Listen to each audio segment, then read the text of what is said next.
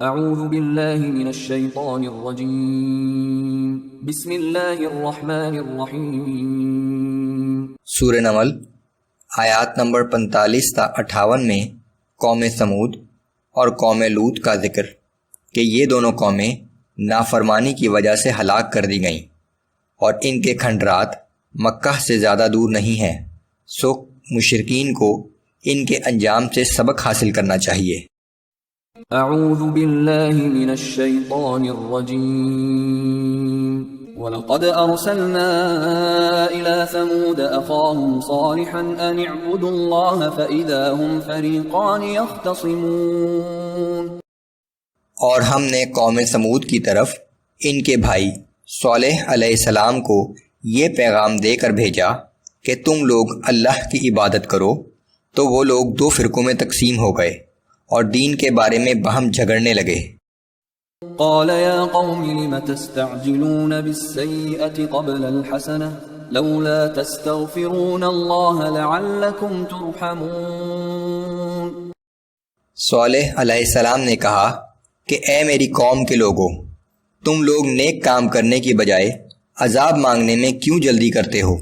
تم لوگ اللہ تعالیٰ سے بخشش کیوں نہیں طلب کرتے تاکہ تم پر رحم کیا جائے؟ قالوا اطيرنا بك وبمن معك۔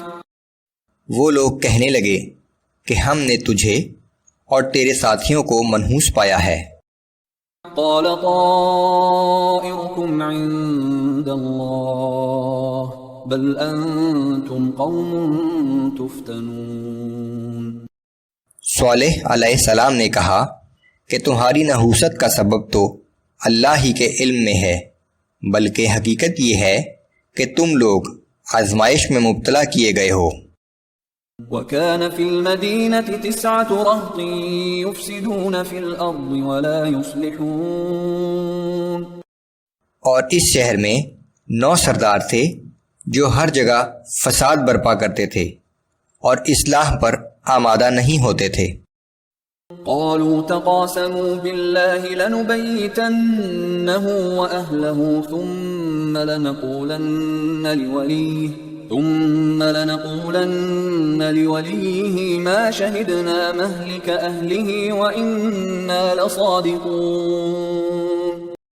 انہوں نے آپس میں کہا کہ تم سب اللہ کی قسمیں کھاؤ کہ ہم رات کو صالح علیہ السلام اور اس کے گھر والوں پر حملہ کر دیں گے، پھر اس کے وارثوں سے کہہ دیں گے کہ ہم تو ان لوگوں کی ہلاکت کے موقع پر موجود ہی نہ تھے اور یقیناً ہم سچے ہیں۔ وَمَكَرُوا مَكْرًا وَمَكَرْنَا مَكْرًا وَهُمْ لَا يَشْعُرُونَ۔ انہوں نے ایک سازشی منصوبہ بنایا اور ہم نے اس کے خلاف ایسی جوابی تدبیر کی جس کے متعلق وہ سوچ بھی نہ سکتے تھے۔ فانظر كيف كان عاقبة مكرهم أنا دمرناهم وقومهم أجمعين۔ سو دیکھ لو ان کی سازش کا کیا انجام ہوا، ہم نے انہیں اور ان کی ساری قوم کو تباہ کر دیا۔ فتلك بيوتهم خاوية بما ظلموا۔ سو دیکھ لو یہ ہیں ان کے گھر جو آج ویران پڑے ہیں اس ظلم کی پاداش میں جو وہ کیا کرتے تھے۔ ان فی ذلک لآیۃ لقوم یعلمون۔ بے شک اس واقعے میں دانشمند لوگوں کے لیے بڑی عبرت ہے۔ وَأَنجَيْنَا الَّذِينَ آمَنُوا وَكَانُوا يَتَّقُونَ۔